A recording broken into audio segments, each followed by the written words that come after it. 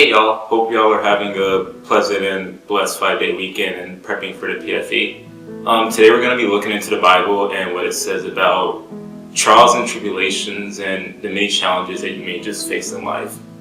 And we're just going to first look at 1 Peter chapter 1 verse 6 through 7, which reads, "In all this you greatly rejoice, though now for a little, while you may have had to suffer grief in all kinds of trials.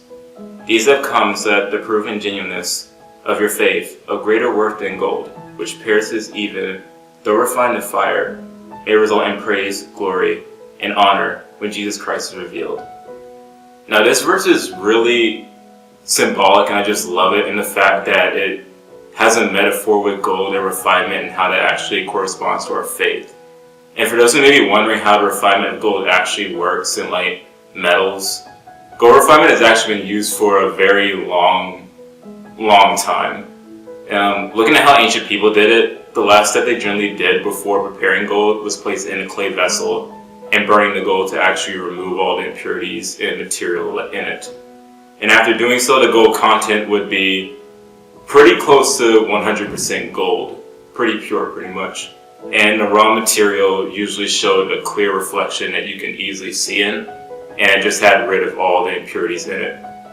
And another thing that's important to actually look at is that generally after this process was done, the most difficult impurities, the longer it was actually burned and the higher intensity the fire was, it resulted in more of a valuable and finished product.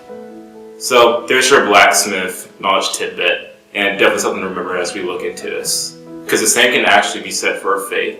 And fire in this sense is used as a symbolism of actually the trials that God will put in a Christian's life and how it actually works to refine us and make us better Christians overall. And it can be through these trials that our faith actually grows stronger as we learn not to put the weight of the whole world or horizontal or any of the situations we go through, not only like our own, dependency and actually trying to do it all on ourselves, but actually putting it into God and actually being able to surrender and accept His grace in that sense.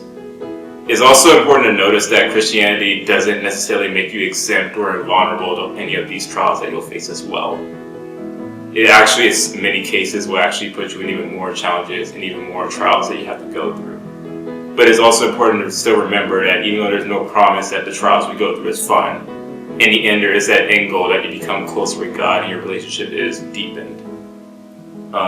And this is definitely ideal because just like gold, when it's going through this process, you also, after going through these trials, you get to see the reflection of God even more in yourself.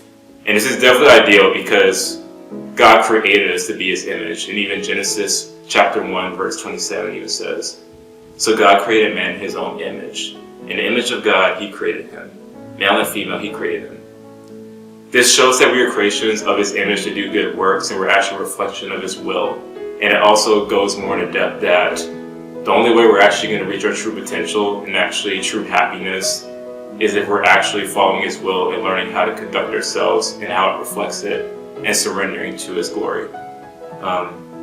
That all shows that there's a lot to rejoice and be glad with when you face these trials, as James chapter 1 verse 2 through 4 says. "Consider it pure joy, my brothers and sisters, whenever you face trials of many kind, because you know that the testing of your faith produces perseverance." This shows that these trials help us develop perseverance. They help us become more perfect, more whole, more complete, and lacking in nothing. In other words, we're just becoming more like God, and that's definitely something, even if we look at what I said before in Genesis, that is something we need to strive for. So, honestly, next time you go through any life tribulation or trial or any challenges you may be going in life, whether it's academics, the PFE, military stuff, or just in general, just remember that even though these are probably very difficult to go through, that there always is that end goal that you become closer with God as a result. So, that's all I have to share, and catch y'all later.